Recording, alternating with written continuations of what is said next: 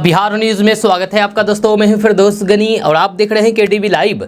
दोस्तों आज हो चुका है 2 जुलाई 2024। तो आज की पूरे बिहार की टॉप न्यूज लेकर आए हैं आपके लिए। वीडियो शुरू करने से पहले आपके लिए एक जरूरी सूचना है। सूचना ये है कि केडीवी लाइव का ऐप आ चुका है। आप केडीवी लाइव ऐप के माध्यम से पूरे बिहार की खबरों को देख सकते हैं। केडीवी लाइव ऐप को इंस्टॉल करने के लिए आप प्ले स्टोर में जाइए, सर्च कीजिए केडीवी लाइव, आ जाएगा। उसको इंस्टॉल कीजिए और पूरे बिहार की खबरों को देख सकते हैं आप। तो चलिए चलते हैं आज की खबरों की ओर।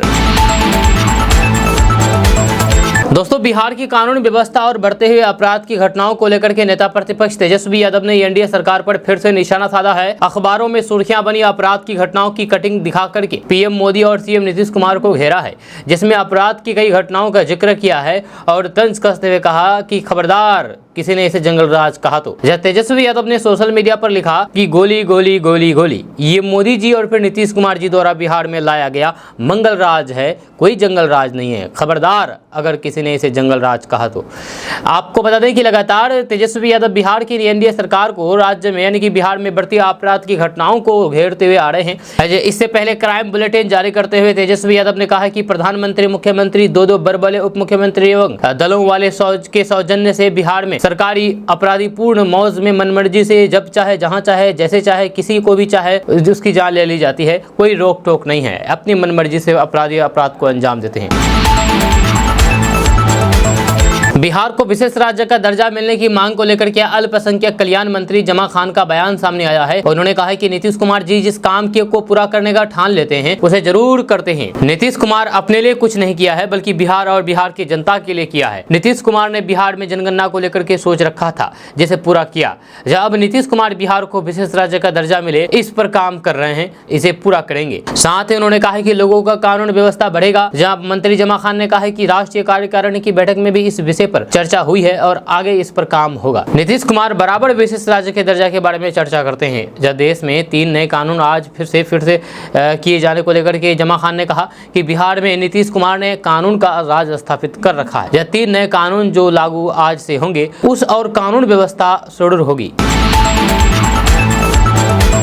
एक बड़ी खबर बिहार के शेखपुरा से सामने आई है। यहाँ पर एक बैंक लूट की बड़ी घटना को अंजाम दिया गया है। इस बैंक लूट में 28 लाख रुपए लूट लिए गए हैं। जी हाँ, आपको बता दें कि बिहार के शेखपुरा जिले की बरबीघा थाना क्षेत्र में सोमवार सुबह अज्ञात बदमाशों ने एक निजी प्राइवेट बैंक को निशाना बनाया और बदमाश कर्मचारियों को बंधक बना करके करीब 28 लाख रुपए लूट करके फरार हो गए। जब पुलिस के एक अधिकारी ने बताया है कि बरबीघा थाना क्षेत्र के हटिया मोड़ के समीप स्थित एक्सिस बैंक की शाखा में करीब 11 बजे 7 से 10 अपराधी घुसे और बैंक कर्मचारियों को हथियार के बल पर बंधक बना लिया। इसके बाद कैश काउंटर पर रखे पैसों को एक बैग में डाल करके फरार हो गए। जब बताया जाता है कि सभी अपराधी बाइक पर सवार होकर के आए थे, उसमें अधिकांश मास्क लगे हुए थे। जब पुलिस घटनास्थल पर पहुंच करके मामले की छानबीन कर रही है, जब पुलिस के वरिष्ठ अधिकारी भी पहुंच चुके हैं।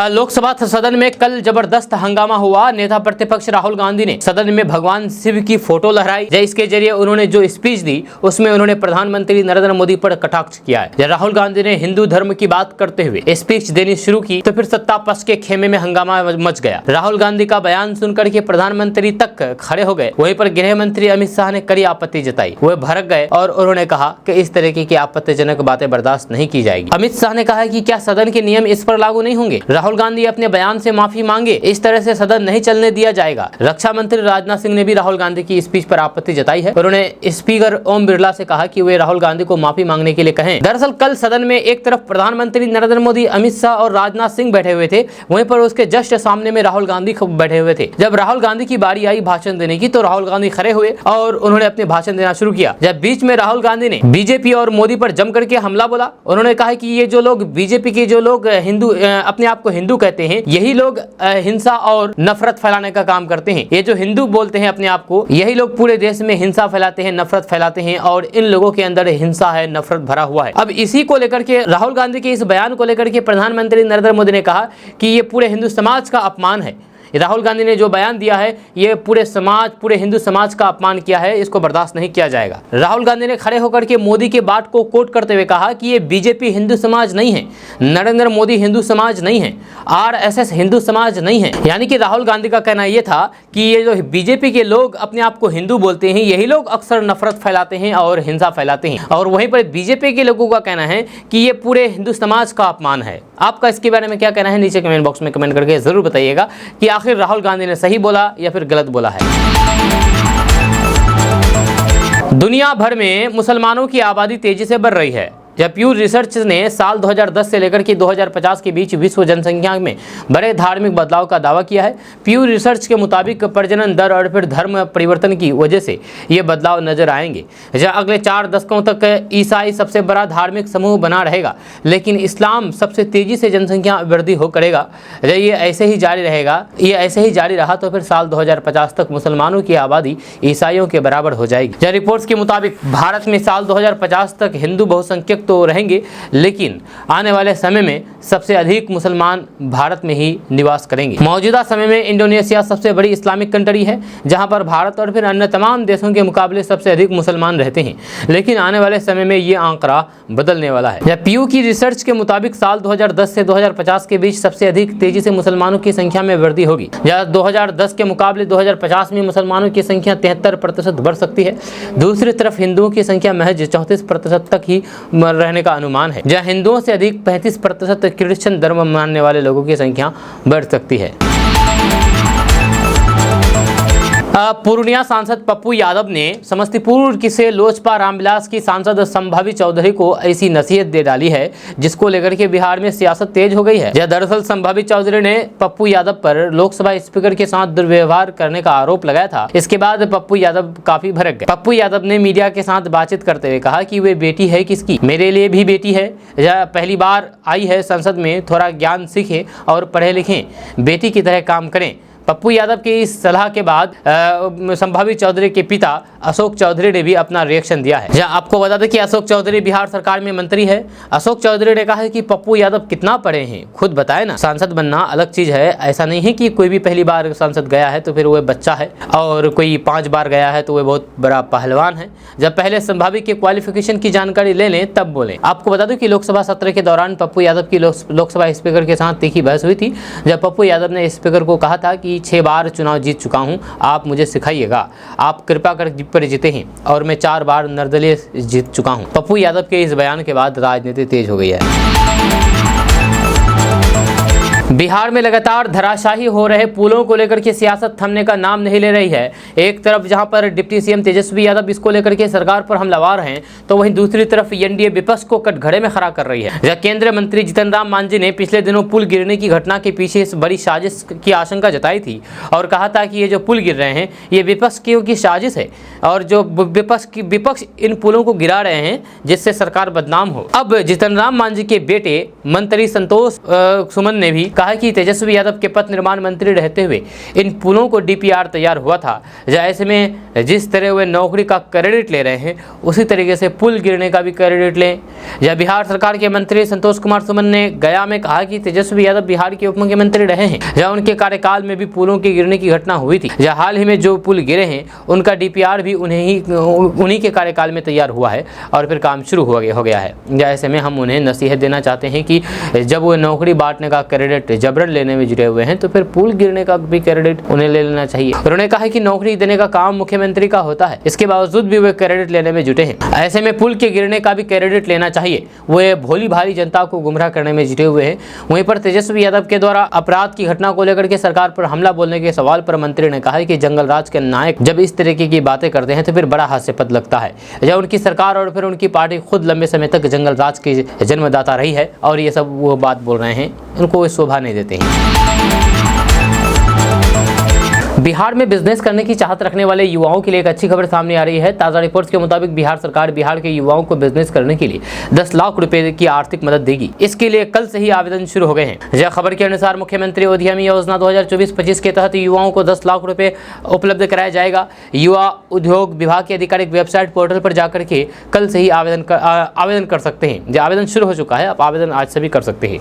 आवेदन करने की अंतिम तारीख 31 जुलाई है। आपको बता दें कि बिहार सरकार ने सभी जिलों से मुख्यमंत्री अनुसूचित जाति जनजाति उद्यमी योजना, अति पिछड़ा वर्ग उद्यमी योजना, महिला उद्यमी योजना, युवा उद्यमी योजना और फिर अल्पसंख्यक उद्यमी योजना के तहत ऑनलाइन आवेदन आमंत्रित किए गए हैं। अब आप सोच रहे होंगे कि इसके लिए आवेदन कैसे करें, तो आपको बता दूं कि बिहार के युवा इस योजना का लाभ लेने के लिए उद्योग विभाग की आधिकारिक वेबसाइट पर जाएं। वेबसाइट है www.udyami.bihar.gov.in। इस वेबसाइट पर जाकर के ऑनलाइन के द्वारा आवेदन कर सकते हैं। इसको लेकर के दिशा निर्देश जारी कर दिया गया है।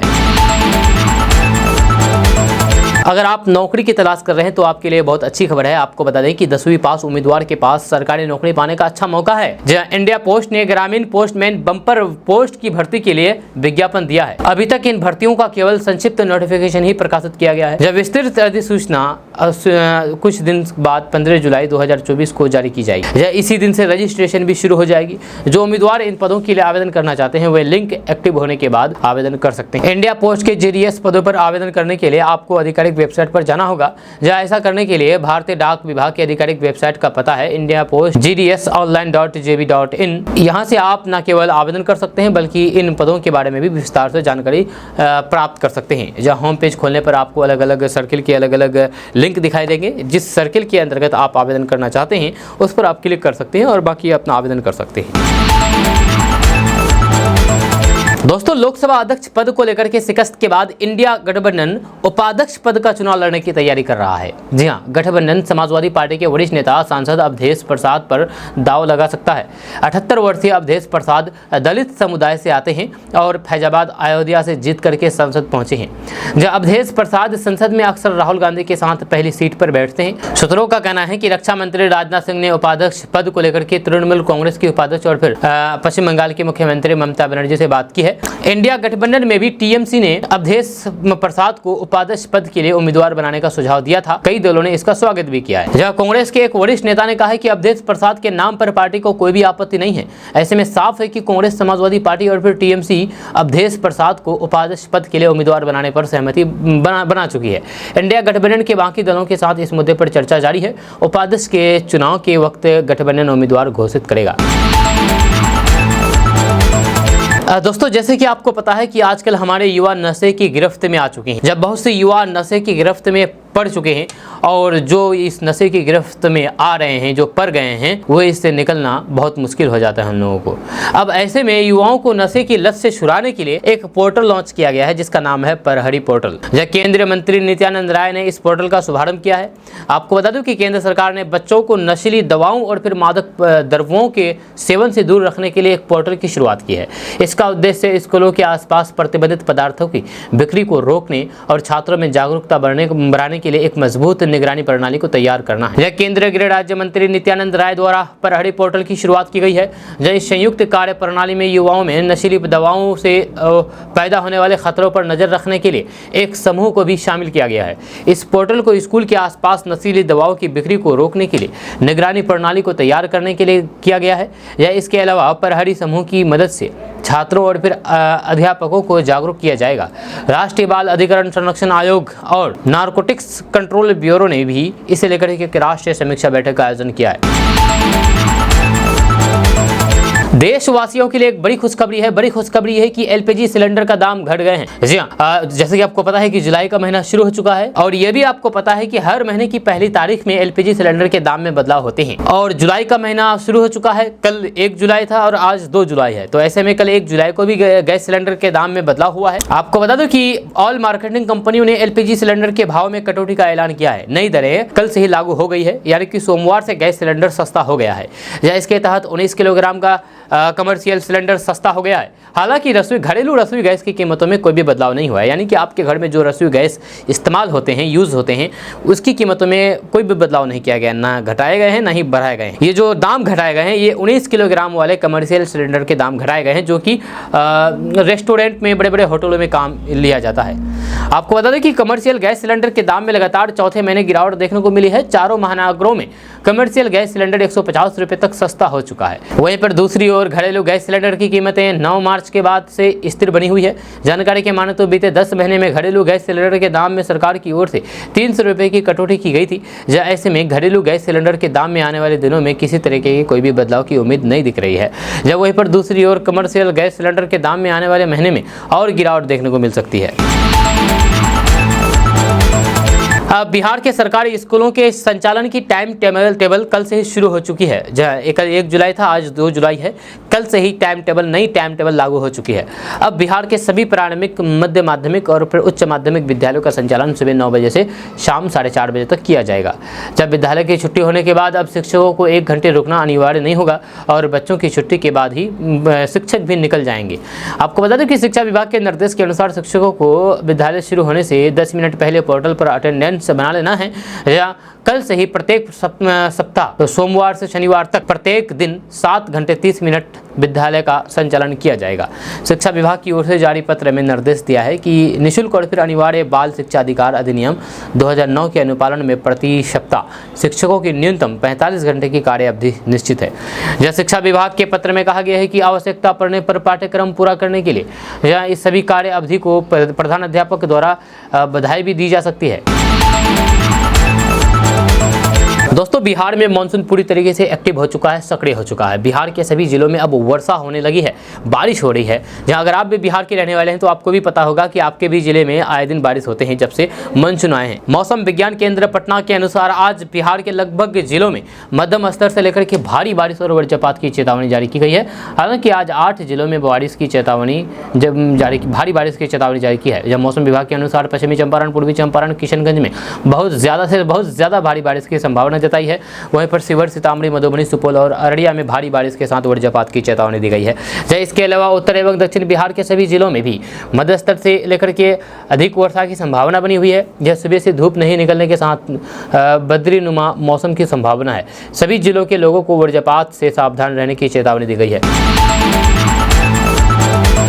दोस्तों, बिहार में अगर आप आइस फैक्ट्री लगाना चाहते हैं तो आपके लिए एक अच्छी खबर सामने आ रही है। ताज़ा रिपोर्ट्स के मुताबिक बिहार में आइस प्लांट लगाने के लिए 60% सब्सिडी उपलब्ध कराई जाएगी। इसको लेकर के दिशा निर्देश जारी कर दिया गया है। खबर के अनुसार प्रधानमंत्री मत्स्य संपदा योजना के तहत मत्स्य पालकों को आइस प्लांट स्थापित करने के लिए, आइस प्लांट लगाने के लिए सरकार 40 से 60% तक अनुदान देगी। इसका लाभ लेने के लिए आप ऑनलाइन के माध्यम से आवेदन की प्रक्रिया को पूरा कर सकते हैं। आपको बता दें कि जहाँ पर वाहनों को आने जाने के लिए सुगम मार्ग उपलब्ध है, उस जगह के लोग आइस प्लांट लगाने के लिए सब्सिडी का लाभ ले सकते हैं। साथ ही साथ आइस प्लांट लगा करके अच्छी कमाई भी कर सकते हैं और इससे आपकी आय भी बढ़ेगी, आय में भी वृद्धि होगी। दरअसल बिहार में आइस प्लांट नहीं रहने के कारण तालाब और पोखर से निकाली गई मछलियों को मरने या फिर खराब होने के चांस रहते हैं। ऐसे में आइस प्लांट लगा कर मछलियों को ताज़ा रखा जा सकता है। इससे मछली पालकों को काफ़ी ज़्यादा फायदा होगा। दोस्तों, बिहार के नवादा से एक बड़ी खबर सामने आई है। यहाँ पर अचानक 5 बच्चे लापता हो गए हैं। जब बच्चों के परिवार वालों ने इसकी सूचना थाने को दी है, जब उन्होंने पुलिस को बताया है कि उनके बच्चे अचानक गायब हो गए हैं। एक साथ 5 बच्चों के गायब हो जाने की सूचना से पुलिस भी हैरान है। जब सभी बच्चे नवादा जिले के धमोल थाना क्षेत्र के एक ही गांव से गायब हुए हैं। सबके परिवार वालों ने इसकी लिखित सूचना स्थानीय थाने को पुलिस को दी है। जब मामला दर्ज होते ही पुलिस ने छानबीन शुरू कर दी है। अब तक बच्चे के संबंध में किसी प्रकार की कोई भी सूचना नहीं मिली है। दोस्तों, बिहार में जेडीयू के बाद अब कांग्रेस ने आरक्षण की सीमा बढ़ाने के लिए कानून बनाने का दबाव सरकार पर बनाना शुरू कर दिया है। जहां कांग्रेस ने कहा है कि बिहार में आरक्षण 50% से बढ़ाया जाना चाहिए। यह कांग्रेस का कहना है कि SC, ST और फिर अन्य पिछड़ी जातियों को आरक्षण देने के लिए सुप्रीम कोर्ट द्वारा निर्धारित किए गए 50% की सीमा को बढ़ाने की जरूरत है और इसके लिए संसद में कानून बनाना ही रास्ता है। कांग्रेस ने प्रधानमंत्री नरेंद्र मोदी से कहा है कि संसद के अगले सत्र में विधेयक लाया जाए और और उससे पहले पीएम अपना रुख स्पष्ट करें। जब 2 दिन पहले नई दिल्ली में जेडीयू कार्यकारिणी की बैठक में भी एक प्रस्ताव पास किया गया था, जिसमें केंद्र सरकार से बिहार के आरक्षण बढ़ाने वाले कानून को संविधान की 9वीं सूची में शामिल करने की बात कही गई थी। इस प्रस्ताव में कहा गया था कि आरक्षण को 50% की सीमा से आगे बढ़ाने के लिए न्यायिक समीक्षा की जरूरत है।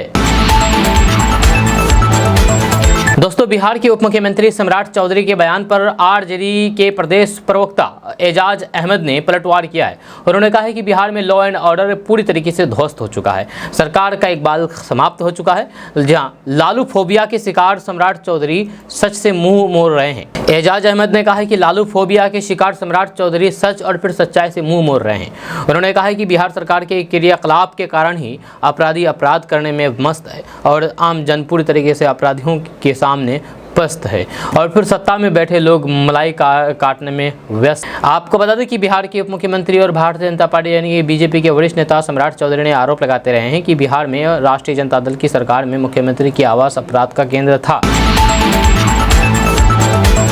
दोस्तों, राहुल गांधी ने शनिवार को कहा है कि विपक्ष का नेता हर भारतीयों के लिए सबसे मजबूत लोकतंत्र के औजार हैं और फिर वह इस भूमिका में संसद में भारत के लोगों की आवाज उठाएंगे। लोकसभा में विपक्ष के नेता बने राहुल गांधी ने इंस्टाग्राम पर एक पोस्ट में एक वीडियो संदेश भी शेयर किया है।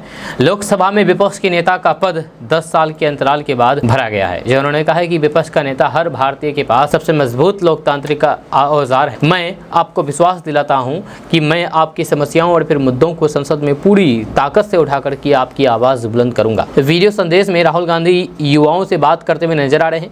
उन्होंने कहा कि नीट परीक्षा फिर से आयोजित कराना उनकी मांग है। इसके बाद विपक्ष के नेता द्वारा 28 जून को लोकसभा में इस मुद्दे को उठाने का एक और वीडियो क्लिप दिखाया गया है। मोबाइल नशे जैसा है। जी हाँ, मोबाइल का लत बहुत ज़्यादा ख़राब है और नशे जैसा इसका लत है। जब मोबाइल का नशा किसी खतरनाक नशे से कम नहीं है। आपको बता दूं कि अगर आप भी ज़्यादा मोबाइल इस्तेमाल करते हैं तो इससे आपको बहुत ज़्यादा नुकसान होता है। सबसे ज़्यादा नुकसान आपके दिमाग का होता है, जो कि आपका मेन पॉइंट, जब दिमाग ही आपके शरीर का मेन पॉइंट है और उस दिमाग को ही ये मोबाइल खा जा रहे हैं। एक डॉक्टर है जिसका नाम नीना है। डॉक्टर नीना ने कहा कि वर्तमान समय में लोगों में मोबाइल का नशा ही भी घातक होता जा रहा है।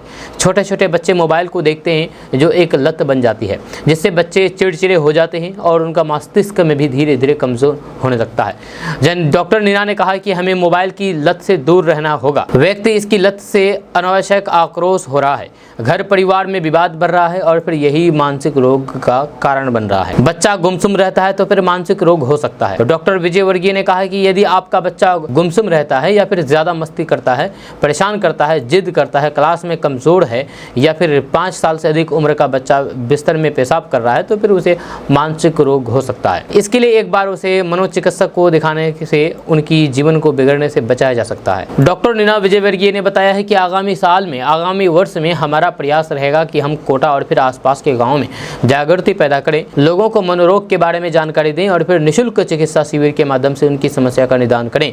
गाँव में सबसे अधिक भ्रांतियां मनोरोग को लेकर के है। लोग पागलपन समझ करके उपचार करने में शर्मिंदगी की महसूस करते हैं।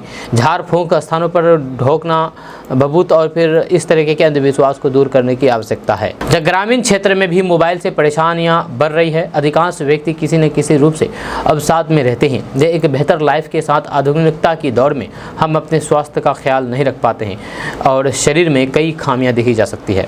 ऐसे में एक बड़ी संख्या ऐसी है जिन्हें किसी न किसी रूप से मनोरोग होता है, लेकिन वे समय पर उपचार नहीं कर पाते हैं। हमें अपनी जीवन शैली को संतुलित करना चाहिए। दोस्तों, बिहार में जल्द ही पर्यटकों के लिए होम स्टे योजना शुरू होगी। जी हाँ, होम स्टे योजना। जब पर्यटन विभाग ने इसको लेकर के प्रस्ताव तैयार कर लिया है, इस प्रस्ताव को आने वाले दिनों में सरकार की अनुमति के लिए भेजने की तैयारी है। योजना लागू होने के बाद पर्यटक पर्यटन केंद्र के नजदीक गांव में रात गुजार सकेंगे या पर्यटक स्थलों के आसपास के गाँव के घरों को अतिथि गृह के तरह विकसित करके वहाँ पर्यटकों के रहने खाने की व्यवस्था की जाएगी। ये सुविधा देने वाले को पहले पर्यटन विभाग में पंजीकरण कराना होगा। यह योजना के तहत पंजीकृत गृह स्वामी को सरकार से कई तरीके की सुविधा दी जाएगी। इस योजना का मुख्य उद्देश्य एक तरफ जहां पर्यटकों को होमली वातावरण उपलब्ध करवाना है तो फिर वही दूसरी तरफ गाँव के लोगों की आमदनी भी बढ़ेगी। इस योजना के लिए ऐसे गाँव को चुना जाएगा जो पर्यटन के केंद्र के नज़दीक हो और फिर वहाँ आने जाने का रास्ता भी सुगम हो। वहीं पर गाँव के चयन के लिए पर्यटकों की सुरक्षा का भी ख्याल रखा जाएगा। इस योजना में शामिल गाँव के लोगों के लिए पर्यटन विभाग प्रशिक्षण भी दिलवाएगा। होम स्टे योजना के अंतर्गत रुकने वाले पर्यटकों से कैसे बात करनी है, उनसे कैसा व्यवहार करना है, इसकी जानकारी दी जाएगी। योजना के तहत पर्यटकों के खाने, परिवहन और फिर अन्य सुविधाओं में भी ग्रामीणों का सहयोग लिया जाएगा और फिर इससे जुड़ा प्रशिक्षण उन्हें मिलेगा। दोस्तों, लोकसभा में नेता प्रतिपक्ष राहुल गांधी ने कहा कि पिछले 10 साल में देश में क्रमबद्ध तरीके से संविधान पर, भारत के विचार पर और फिर भाजपा के विचारों का विरोध करने वाले लाखों लोगों पर हमले हुए हैं। उन्होंने कहा कि सरकार और प्रधानमंत्री के एक आदेश के बाद मुझ पर भी हमले हुए हैं। मेरा आवास ले लिया गया, घंटों पूछताछ हुई, मीडिया में मुझ पर हमले हुए। राहुल गांधी ने लोकसभा में भाजपा पर हमला बोलते हुए कहा कि हिंदुत्व केवल डर, नफरत और झूठ फैलाना नहीं है। प्रधानमंत्री मोदी ने राहुल गांधी के संबोधन के दौरान हस्तक्षेप करते हुए कहा कि पूरे हिंदू समाज को हिंसक कहना गंभीर विषय है। यह राहुल गांधी ने प्रधानमंत्री नरेंद्र मोदी की टिप्पणी पर प्रतिक्रिया देते हुए कहा कि भाजपा और मोदी पूरा हिंदू समाज नहीं है। गृह मंत्री अमित शाह ने लोकसभा में कहा कि करोड़ों लोग हिंदू होने पर गर्व करते हैं। क्या राहुल गांधी ये सोचते हैं कि वे सभी हिंसक हैं? अमित शाह ने कहा है कि राहुल गांधी को सभी हिंदुओं को हिंसा बताने वाले अपने बयानों के लिए माफी मांगनी चाहिए। दोस्तों, देश में आज से 3 नए आपराधिक कानून लागू हो गए हैं। जय इस पर सोमवार को प्रतिक्रिया देते हुए बिहार के उप मुख्यमंत्री विजय कुमार सिन्हा ने कहा कि भारतीय न्याय व्यवस्था आज गुलामी से मुक्त हो रही है। यह अंग्रेजों का कानून था। विजय कुमार सिन्हा ने एक न्यूज़ चैनल से बातचीत करने के दौरान ये बातें कही है।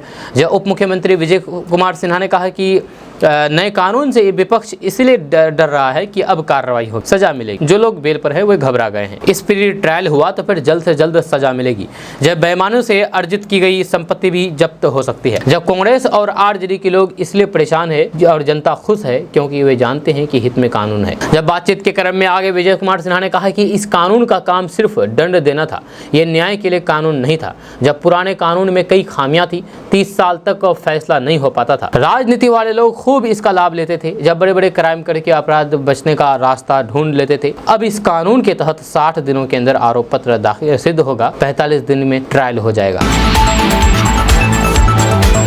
दोस्तों, पश्चिम बंगाल में एक महिला और फिर पुरुष पर सड़क पर हुई पिटाई के मामले में बिहार में इंडिया गठबंधन के सभी दल के नेता चुप्पी साधे हुए हैं। अब इसको लेकर के केंद्रीय मंत्री गिरिराज सिंह ने एक्स पर वीडियो शेयर करते हुए हमला बोला है। गिरिराज सिंह ने कहा कि बंगाल महिलाओं के लिए नर्क बन गया है। दरअसल बीजेपी को छोड़कर के बिहार में इंडिया गठबंधन के किसी भी नेता का इस खबर पर प्रतिक्रिया देते हुए नजर नहीं आया है। न ही वीडियो आया है, न ही कहीं भी अखबारों में कोई भी लेख आया है। आपको बता दूं कि बंगाल में एक प्रेमी जोड़े पर स्थानीय लोगों द्वारा खूब पिटाई की गई और ये पिटाई का वीडियो सोशल मीडिया पर जम करके वायरल हो रहा है। हालांकि हम आपको इसकी वीडियो नहीं दिखा सकते, नहीं इसके फोटो दिखा सकते हैं क्योंकि ये यूट्यूब के रूल्स एंड रेगुलेशन के खिलाफ है, इसलिए हम आपको ये फुटेज नहीं दिखा सकते हैं। ये घटना उत्तर बंगाल के उत्तर दिनाजपुर जिले के चोपड़ा में वीकेंड के दौरान हुई है, जब बीजेपी IT सेल के हेड अमित मालवीय और फिर CPM नेता मोहम्मद सलीम ने इस वीडियो को सोशल मीडिया पर डाल करके विरोध किया है। लेकिन बिहार में इंडिया गठबंधन के नेता शांत है। इस तरह की घटनाओं पर हमेशा आवाज उठाने वाली पार्टी वाम दल भी बिहार में चुप है। अब मणिपुर की घटना पर बोलने वालों से बीजेपी वाले सवाल कर रहे हैं कि बंगाल पर कोई भी कुछ क्यों नहीं बोल रहा है। हालांकि आपको हम वीडियो और फुटेज इसका नहीं दिखा सकते हैं। बिहार में कोसी उग्र हो गए हैं और घर, मकान, द्वार सब उजड़ रहे हैं। लोग अपने घर बार छोड़ करके भागने पर मजबूर है, ऊंचे स्थानों पर मजबूर है क्योंकि कोसी इस कदर इस बार भयंकर तरीके से भड़के हैं कि लोगों को तबाह कर दे रहे हैं। आपको बता दूं कि नेपाल में हो रही भारी बारिश से बिहार में भी बाढ़ का संकट गहरा गया है। इधर मानसून ने भी अपना असर दिखाना शुरू कर दिया है और बारिश ने लोगों की मुसीबतें बढ़ा दी है। कोसी सीमांचल क्षेत्र की नदियों में उफान है। नदियों का जलस्तर बढ़ा तो फिर कई गाँव की समस्या गहराने लगी है। नदी का पानी अब गाँव में प्रवेश कर गया है। जहाँ कई जगह नाव चल रहे हैं तो फिर कई जगहों पर कटाव का संकट गहरा गया है। लोगों के घर, मकान नदी में समा गए हैं। लोग सुरक्षित इलाकों में जाकर के शरण ले रहे हैं। जब सुपौल में बाढ़ का संकट गहराने लगा है, नेपाल में लगातार हो रही बारिश के कारण कोसी नदी के जलस्तर में काफी ज्यादा बढ़ोतरी हुई है।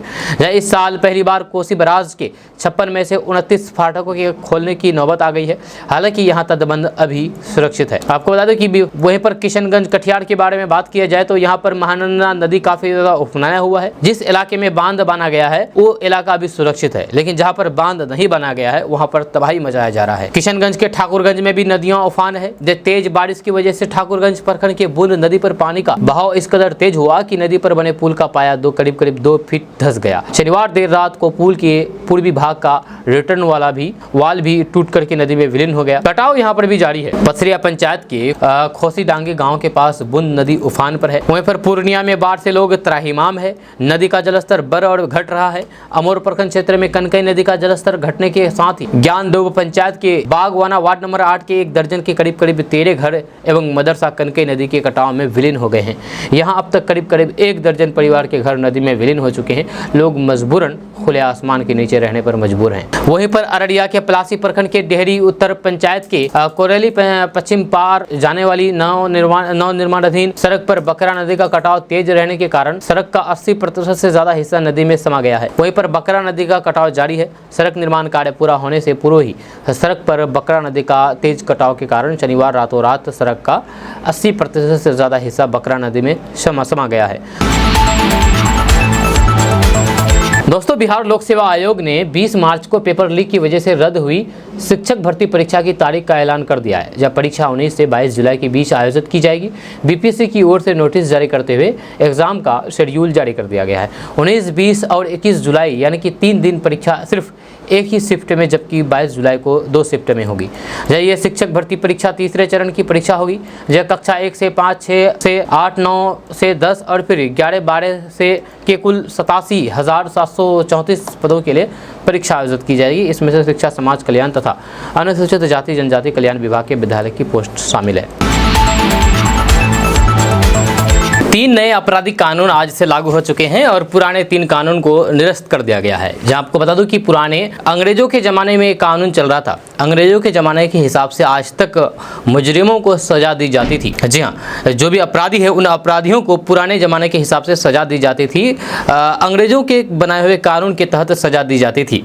1800 से भी पहले, सन 1800 ईस्वी से पहले की जो कानून बना था उसी कानून के तहत आज तक हिंदुस्तान के सभी कोर्ट कचहरी में लागू होता था और बाकी सजा दी जाती थी, प्रावधान था उसका। लेकिन अब वो कानून रद्द हो चुका है। जब नए कानून आ चुके हैं, अब इस कानून के तहत मुजरिमों को सजा दी जाएगी। हम आपको बताएंगे कि आखिर ये कानून क्या है, किस तरह से ये काम करेगा और कौन से अपराध पर किस तरीके की सजा होगी। आपको बता दें कि इस कानून में दुष्कर्म या फिर धोखा पीड़ितों को लेकर भी जगह दी गई है। वहीं पर कानून के दायरे में ट्रांसजेंडर भी आ जाएंगे। बच्चों और नाबालिगों के लिए भी नियम बदल दिए गए हैं। हत्या, रेप की धाराएं बदल दी गई है। अब मॉब लिंचिंग पर मौत की सजा सुनाई जाएगी। जी हाँ, ये अब नए कानून के तहत लाया गया है। वहीं पर घर बैठे आप एफआईआर करेंगे और सुनवाई मात्र 45 दिनों के अंदर ही हो जाएगी। वहीं पर गवाहों को सुरक्षा मिलेगी। फॉरेंसिक सबूत अनिवार्य हो जाएगा। या किसी भी तरीके के अपराध के लिए इसके तहत किए गए सजा के प्रावधान लागू होते थे। तो इसके बारे में विस्तार से बात करेंगे कि देश में आज से 3 नए आपराधिक कानून लागू हो गए हैं। जहाँ आज तक देश में भारतीय संविधान के तहत मान्यता प्राप्त भारतीय दंड संहिता यानी कि आईपीसी, दंड प्रक्रिया संहिता यानी कि सीआरपीसी और भारतीय साक्ष्य अधिनियम 1872 कानून लागू थे, लेकिन अब नहीं है। यहाँ पर किसी भी तरीके के अपराध के लिए इन तीनों कानून के तहत सजा के प्रावधान होते थे। आज से इन तीनों कानून की जगह भारतीय नागरिक सुरक्षा संहिता यानी कि बीएनएसएस और भारतीय साक्ष्य अधिनियम यानी कि बीएसएसए और भारतीय साक्ष्य अधिनियम यानी बीएसए लागू हो गए हैं। इसके लागू होते ही कुछ अपराधियों की परिभाषा और फिर उनके लिए सजा के प्रावधान भी बदल दिए गए हैं। आइए आपको इसके बारे में एक एक करके बताते हैं कि कौन से जुर्म पर कौन सी सजा है। तो सबसे पहले बात करेंगे महिलाओं के बारे में। आपको बता दूं कि तीनों नए कानून के तहत अपराध पीड़ित महिलाओं के बयान दर्ज करने को लेकर के सख्त नियम बनाए गए हैं। दुष्कर्म पीड़ित के बयान अब उसके परिजनों या फिर रिश्तेदार के सामने दर्ज कराए जाएंगे। बयान महिला पुलिस अधिकारी ही दर्ज कराएंगी। महिलाओं के खिलाफ हुए कुछ अपराधों में पीड़िता के बयान महिला मजिस्ट्रेट ही दर्ज करेंगी। अगर महिला मजिस्ट्रेट ना हो तो फिर पुरुष मजिस्ट्रेट बयान दर्ज कर सकेगा, लेकिन उस समय किसी महिला पुलिस अधिकारी की उपस्थिति अनिवार्य होगी। दुष्कर्म पीड़िता के बयान ऑडियो वीडियो कॉन्फ्रेंसिंग के जरिए भी दर्ज की जा सकेंगे। वहीं वहीं पर नए कानून के तहत दुष्कर्म पीड़ित की मेडिकल रिपोर्ट 7 दिन के अंदर जमा करनी होगी। जब पीड़ित महिला को निःशुल्क उपचार कराने के अधिकार मिल सकेगा। पीड़ित महिला को निःशुल्क उपचार कराने का अधिकार मिल गया है। वहीं पर पीड़ित को 90 दिनों के अंदर उसके केस का अपडेट देना होगा। अब महिला को शादी करने का झांसा देकर के उसके साथ शारीरिक संबंध बनाना और फिर शादी करने से मुकर जाना यह अपराध होगा। ऐसा करने वाले को 10 साल की सजा हो सकती है। या नौकरी और अपनी पहचान छिपा करके शादी करना अपराध होगा। या शादीशुदा महिला को प्रेम जाल में फंसाना अपराध होगा। लेकिन अब अप्राकृतिक यौन संबंध बनाना अपराध नहीं होगा। जब वहीं पर 3 नए कानून होने के बाद लिंग की परिभाषा में अब ट्रांसजेंडर भी शामिल हो गए हैं। इससे अपराध के क्षेत्र में कानून के तहत भी सभी को समान का अधिकार मिल सकेगा। अब ट्रांसजेंडर को भी इंसाफ मिलेगा। वहीं पर नए कानून के तहत बच्चों के खिलाफ अपराध की परिभाषा भी बदल गए हैं। नए नियम काफी कड़े बनाए गए हैं। जैसे अब बच्चों की खरीद फरोख्त जघन्य अपराध होगी। बच्चों को खरीदने या फिर बेचने को जघन्य अपराध मान करके कड़ी से कड़ी सजा का प्रावधान किया गया है। नाबालिग बच्चियों लड़कियों से दुष्कर्म सामूहिक दुष्कर्म करने पर मौत की सजा देने का प्रावधान किया गया है। कुछ मामलों में उम्र कैद की सजा भी हो सकती है। वहीं पर नए कानून के तहत हत्या और रेप करने की धाराएं बदल गई है। अब हत्या करने पर धारा 302 नहीं लगेगी बल्कि 101 लगाई जाएगी। धोखाधड़ी के लिए धारा 420 नहीं लगेगी बल्कि 318 लगाई जाएगी। दुष्कर्म करने पर धारा 375 नहीं लगेगी बल्कि 63 लगाई जाएगी। नस्ल जाति समुदाय लिंग के अपराध पर भेदभाव करते हुए मॉब लिंचिंग करना, जब भीड़ बनकर के किसी को पीट करके मार डालना, मॉब लिंचिंग में किसी को जान से मार डालना यह अपराध होगा। ऐसा करने पर सजाए मौत की सजा हो सकती है। जब उम्र कैद की सजा भी सुनाई जा सकती है। वहीं पर छीना झपट्टे करने पर 3 साल तक की जेल की सजा भुगतनी पड़ सकती है। यहीं पर नहीं, नए कानून के तहत पीड़ित अब घर बैठे EFIR दर्ज करा सकेंगे, यानी कि इंटरनेट के माध्यम से FIR दर्ज करा सकेंगे। पुलिस स्टेशन जाने की जरूरत नहीं पड़ेगी। किसी भी थाने में 0 FIR दर्ज कराई जा सकेगी। यह चाहे जो अपराध हुआ है उस थाने में अधिकार क्षेत्र में आता हो या नहीं। क्रिमिनल केस की सुनवाई अब 45 दिनों के अंदर करनी होगी। जी हाँ, वहीं पर पहली सुनवाई के बाद 60 दिन के अंदर चार्जशीट दाखिल करनी होगी। वहीं पर नए कानून के तहत केस से जुड़े हुए गवाहों को अब सुरक्षा प्रदान कराई जाएगी। जहाँ इसके लिए राज्य सरकार जिम्मेदार होगी। उन्हें गवाहों की सुरक्षा और फिर केस में उनका सहयोग सुनिश्चित करने के लिए गवाह सुरक्षा योजना लागू करनी होगी। यानी कि जिस भी केस में कोई अगर गवाह होगा तो उस गवाह को सुरक्षा दी जाएगी। नए कानून के तहत आरोपी और पीड़ित दोनों को अधिकार होगा कि वे 14 दिन के अंदर FIR की कॉपी थाने से प्राप्त करें। जहां पुलिस रिपोर्ट, चार्जशीट, बयान, कबूलनामे की कॉपी और फिर केस से जुड़े हुए अन्य डॉक्यूमेंट्स की कॉपी भी पुलिस आरोपी पीड़ित को 14 दिन के अंदर उपलब्ध कराएगी। जब गंभीर अपराध होने पर फॉरेंसिक टीम को वारदात या फिर हादसा स्थल पर जाकर के अनिवार्य रूप से साक्ष्य जुटाना होगा। वहीं पर आज से इन तीनों कानूनों की जगह भारतीय न्याय संहिता यानी कि BNS, भारतीय नागरिक सुरक्षा संहिता यानी कि BNSS और भारतीय साक्ष्य अधिनियम यानी कि BSA लागू हो गए हैं। इसके लागू होते ही कुछ अपराधों की परिभाषा और फिर उनके लिए सजा के प्रावधान भी बदल गए हैं। आपका इसके बारे में क्या कहना है नीचे कमेंट बॉक्स में कमेंट करके जरूर बताइएगा। जाने से पहले आपके लिए खुशखबरी है कि KDB